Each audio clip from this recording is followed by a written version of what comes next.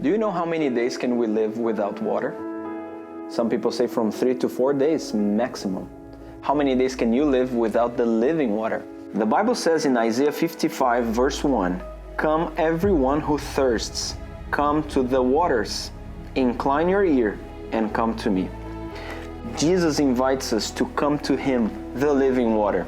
Water is the most important resource of this planet, and Jesus is the most important resource of our spiritual life. Today, I want to invite you very straightforward to come to Him, to come to Jesus. Stop what you are doing now and take some time to be in prayer and to go and to be on God's Word.